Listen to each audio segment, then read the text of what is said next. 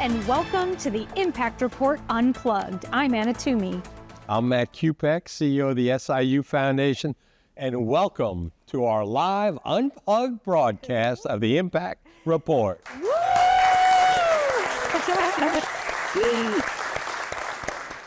Well, Matt, it's such a treat to have this crowd here with us today, and we're doing a little bit of a different type of show. The Impact Report Unplugged, we get to kind of relax a little bit, and we're going to recap our first full season of the Impact Report and talk about some of the major stories we covered in the last year. And in order to help us do that, we're going to bring on some special guests. So without further ado, Matt, you want to introduce our first guest? It's a really honor to bring our first guest today is the Chancellor of SIU, Chancellor Austin Lane, the great Chancellor. Oh,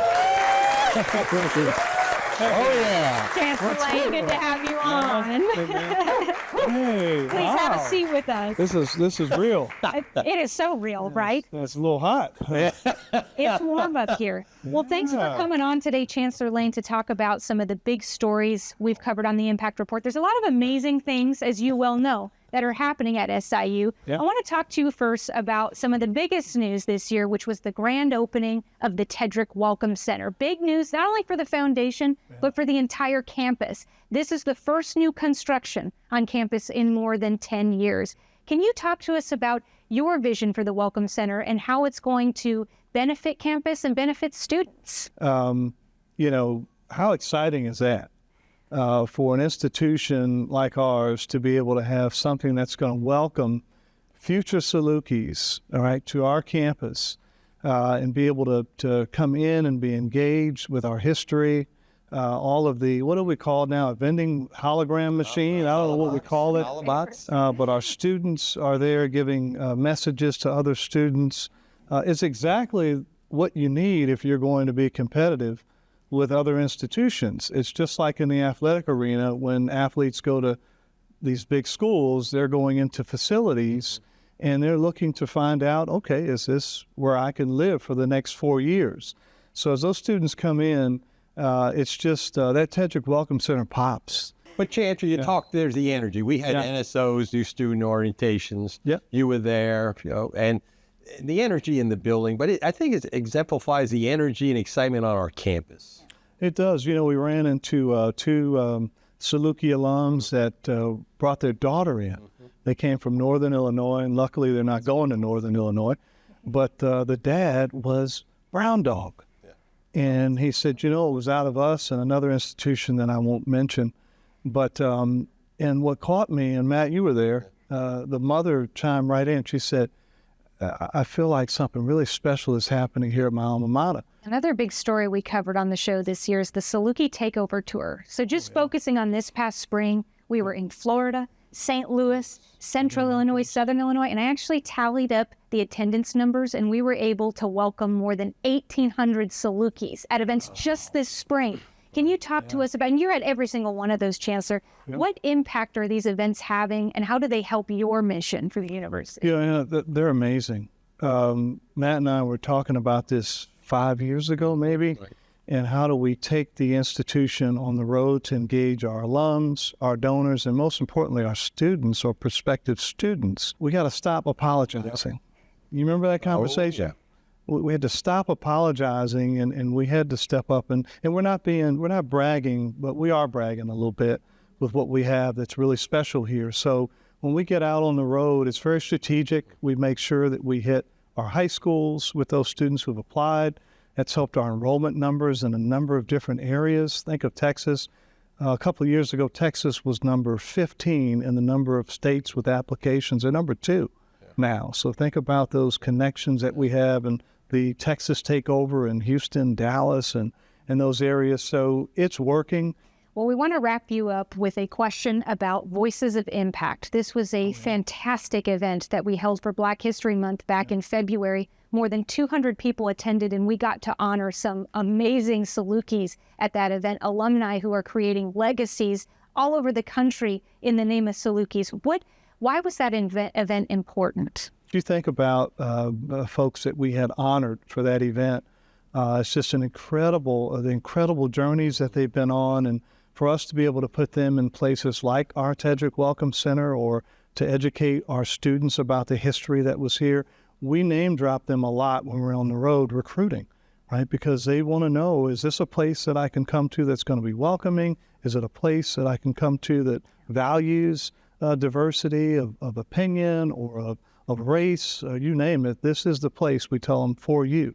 And so to have that honor, again, the foundation put that event on. I think it was our inaugural event. And so hopefully we do that every year. And I see one of the winners out there in the audience, one of our hardest working folks out there. So I hope you get her on camera. Ella's out there. Ella's a superstar. Ella we say. Lacey, one of the recipients. Surprised she's sitting down. That's right. Ella. Hey, Chancellor, we've also got our Vice Chancellor for Anti-Racism, Diversity, Equity, and Inclusion with us, Paul Frazier. That's right. Paul, Paul's idea to come up with thoughts and thoughts. Well, I appreciate the opportunity to engage alums, and we were just back in Atlanta and met with some of the alums that came for the Voice of the Impact. They're still abuzz, and they're looking forward to enjoying it again next year. One of the biggest things I think we try to focus on and we do a good job on is bringing alums back, and they're able to come back and see how different and see the progress that we're trying to make. So. Great job. Congratulations, Paul. Great job. Great job. Amazing things happening at SIU, Chancellor. Thank you so much for coming on today to help us recap those stories. And this show will be back for season 2, and we'll be seeing a lot more of you on it. So Great thank job. you so much again. Thank you. Thank you to the Chancellor. You done great. All right. Good job. The next topic we're going to talk about is something that I've found incredibly inspiring, and it's been fun to see how it's brought people together. And that's a partnership called Salukis Build Here, Matt. And the foundation was one of a few organizations that came together to make that possible. And it's a partnership that encourages alumni business owners to build here, relocate here. Matt, tell us more about the purpose of it and why the foundation was part of it. Yeah, I think, again, partnership is a big part of the university's strategic plan. So this was a vision with Alumni Association, the foundation, and with a group called SI Now, who are led by an incredible leader, Deb Barnett. Deb also is a trustee now, the SIU system. And the idea was to, as we look to create and showcase the many wonderful things going on in our region, how could we come together and try to encourage alumni to come back, live back here, maybe start a business, bring a business here. We see a great lift here in Southern Illinois, and this, I think, was an extension of trying to encourage that. So we're excited about it. We had a great launch. Yeah. Fantastic launch event. We had one on campus, one at Hangar 9. And to talk to us more about it is going to be our Chief Marketing Officer, Brittany Bateman, and Dr. Deb Barnett.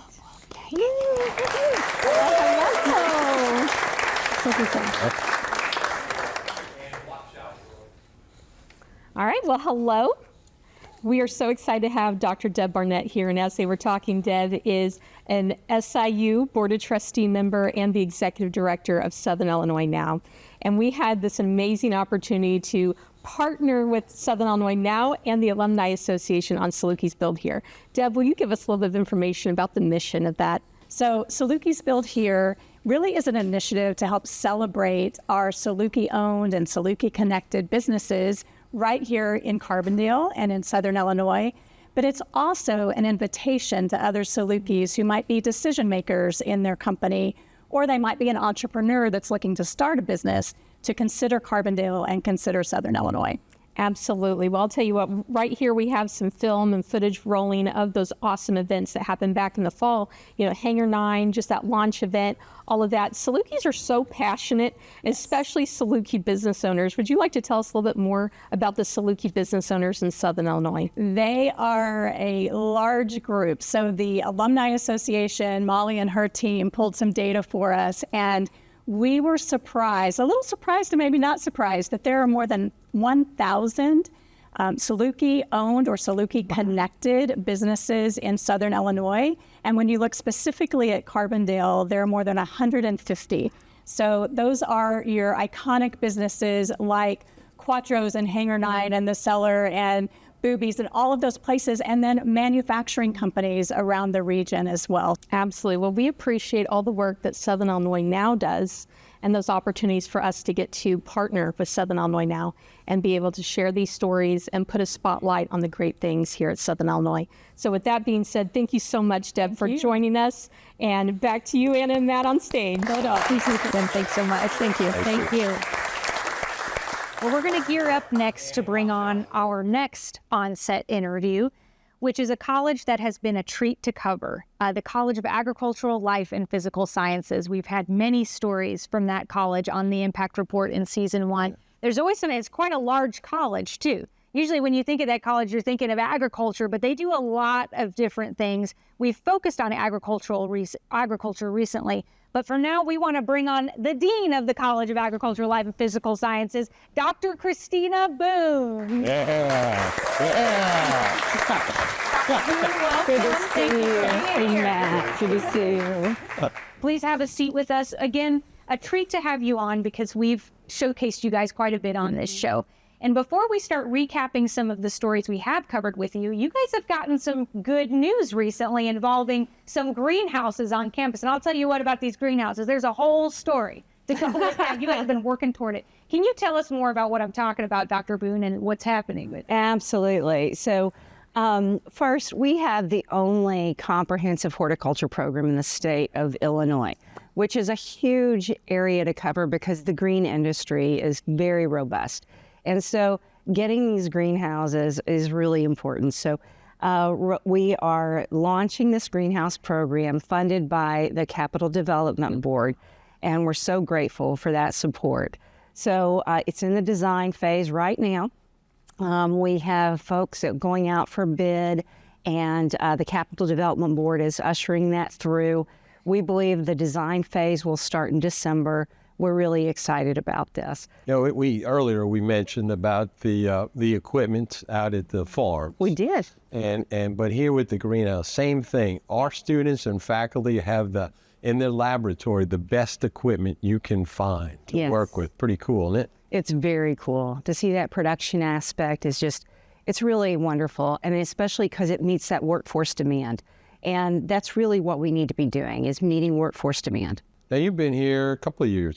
How long? A year. It's only a year. It may feel like longer. In a good way. So sorry. In a good way. Because you've done so much, so great stuff. Tell us about the year, what you've learned, and what's going on in the future.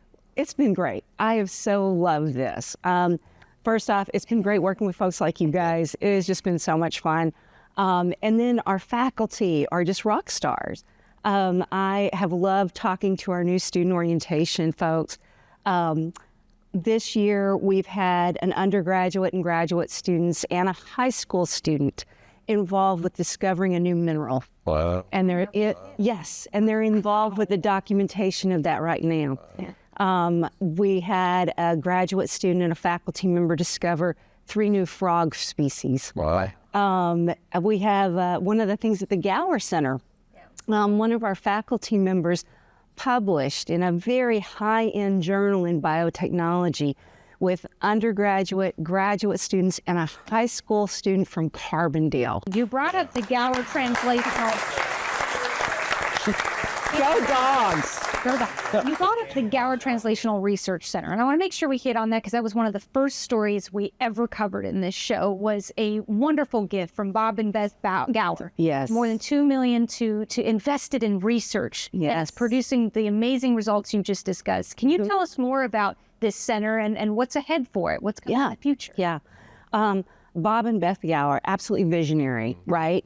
Not only the research focus, which is tremendous, but also the fact that it ties in with some of those goals from SI Now of entrepreneurship and economic development, and bringing that research engine to bear into that.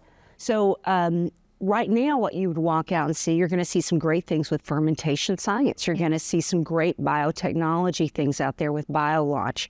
You're going to see fisheries, some wonderful things. We have marine biologists here. We grow coral. You forget about that, how much you guys. I know, it's crazy. But then what we're also building out, again, because of the Capital Development Board and the Illinois Innovation Network, We're building out a biotechnology wet lab that's complementary to the things that we've already invested in. And then we're building out a commercial grade kitchen and sensory analysis lab.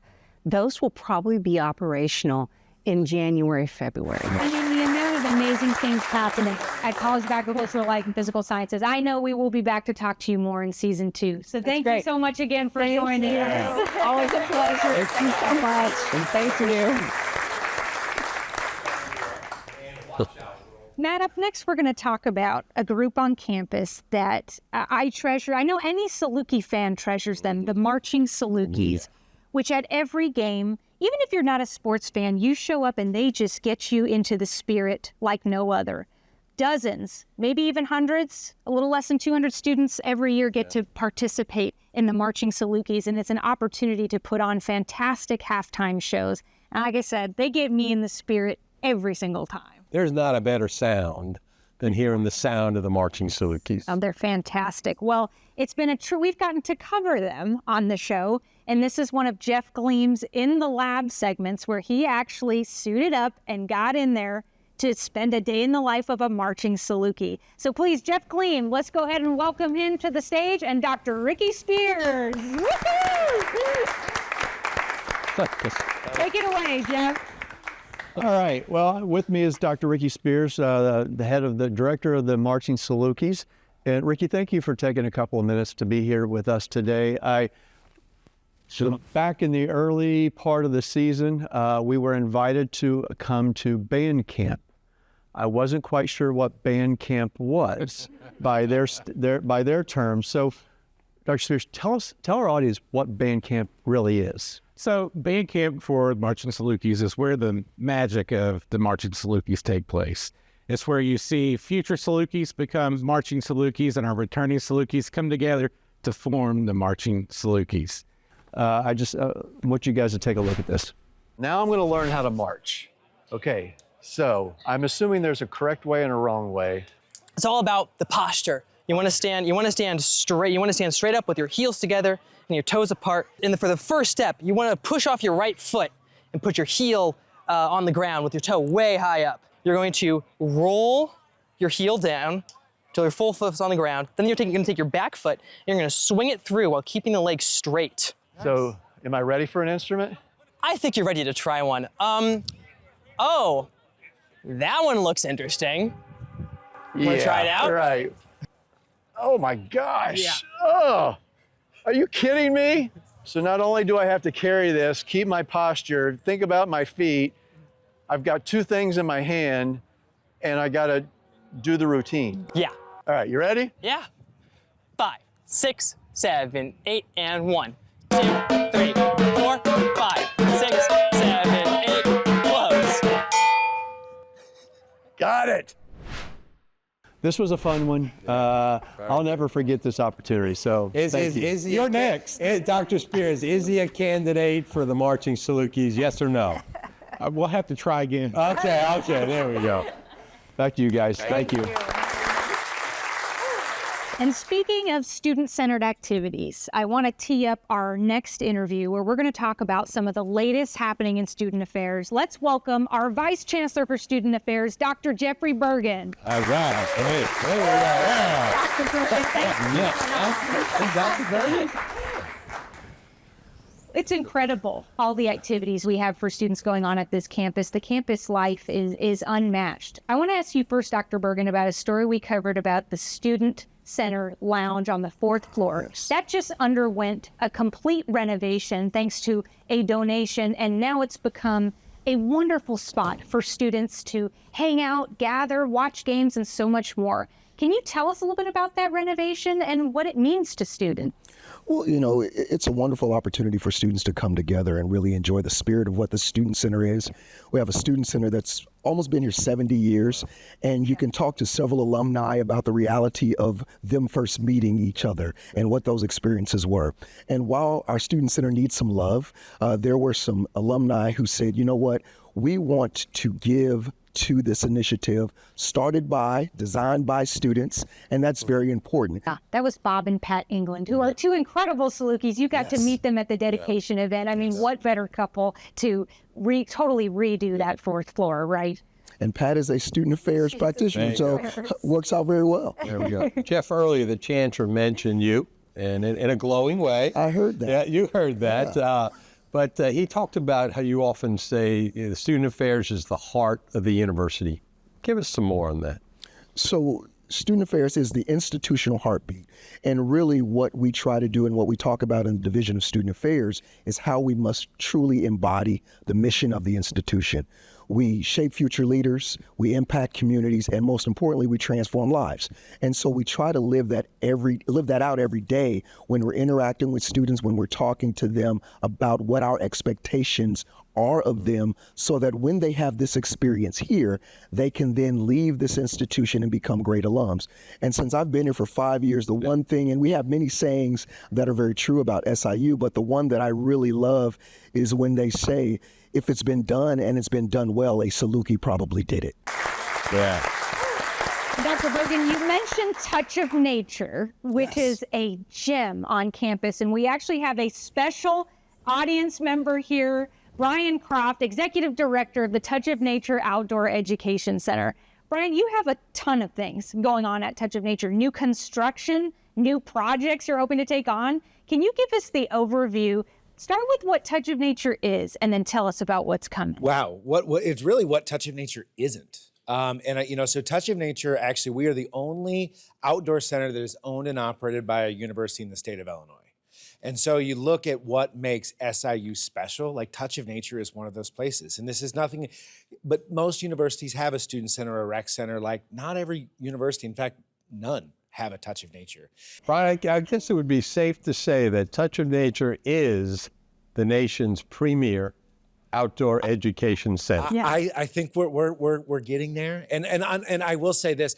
I think it's to the testament of you all, the foundation.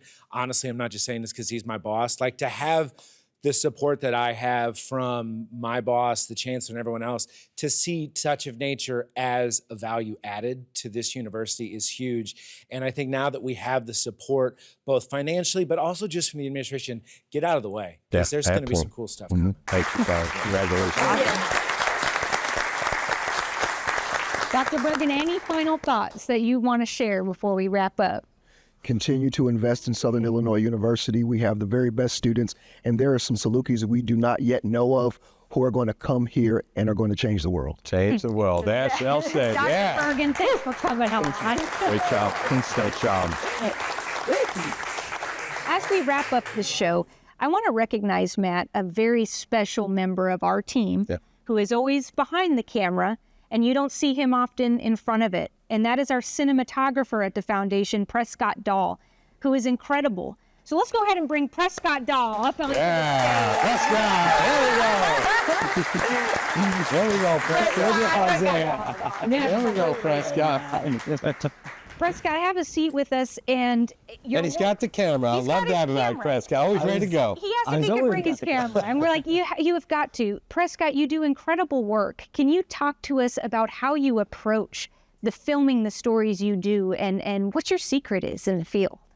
I mean, I go out there, and usually we got a pretty tight deadline, so I always get my main shots, like they're going to tell the story.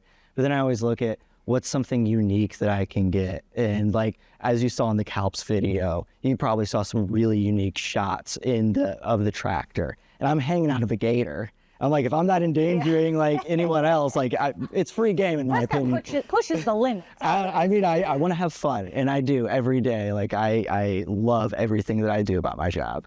Could I ask Prescott to do, and everybody gets to see Prescott with the camera, how you do? Could you go across the stage with the old Prescott? So, there we go. There we go. And the band director will appreciate this. This is from 5 years of high school marching band, but. There it goes. All right. Yeah. The moonwalk. Like I said, a lot harder than it looks, right, Prescott? Gosh, you Yeah, tried to my show calves us are how to probably do in it. good shape. Prescott, thanks so much for coming up. Thanks for coming up. Thank you. Great job. Good doing.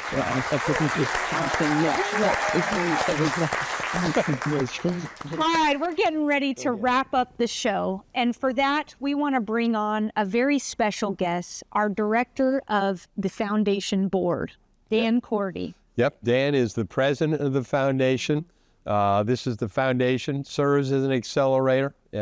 Assets now of $256 million endowment, manages has $300 million in assets, and you need a visionary leader. So let's bring on our president of the foundation, Dan Cordy. Thanks for coming on. All right, Dan, great job. Well, Dan, what an introduction there. And I know something I really appreciate about you is that you've been such a champion for this show, watching these episodes, encouraging us. Can you tell us what you have liked about the Impact Report and why you think this is a good thing to be doing for SIU? You know, the way I look at it, there's just so many incredible things going on this campus. From the students that are walking through this campus today, right now, as we speak, to the fundraising success that Matt has talked about, the great things happening at Touch of Nature and Campus Lake. And I would really love to sit down with each and every alumni and talk to them about all the great things happening. Now, there's 270,000 living alumni. I'd like to spend at least an hour or two with each to really give them a good overview. It's hard to find that much time, but the Impact Report brings all those stories home. The passion and the energy you have is truly amazing. Tell us the Dan Cordy SIU story. It's a good one. Well, I came down here. It's pretty simple. My father was a farmer and a construction worker, and I assumed I was going to follow in his footsteps in the family trades, I guess, as they were. And one day we were out together, and my father was a wonderful man, but he was a man of very few words. And he said to me one day, he said, son, what are you going to do with your life? I was just about to finish high school. And I said, well, I thought I'd be, in construction and farming like the rest of the business. And he pauses for a minute and he says, you don't have the back for it. You better think of another plan. Now, that was the end of the motivational speech from my father right there. And we continued on with our day. But it stuck in my head. So literally, the day before fall classes started, I was not enrolled in the university. I packed up my car with my belongings. I drove 2 hours to campus. I walked into Woody Hall, and I said, I'd like to start school tomorrow. And then you went on, got your degree, and became a giant in industry. And now you're back here leading your alma mater, and you're running the foundation. Do us proud. Do us proud. Dan, thanks so much for coming on today. It's fantastic. And thank you all for joining us for this episode of the Impact Report Unplugged. It's been a pleasure, like Dan said, to have all these wonderful guests on stage today, all here to celebrate Saluki Pride. So Matt, with that, we're going to see everybody again next month in August for season 2. All right. But before that, go Dogs! That's right. There we go.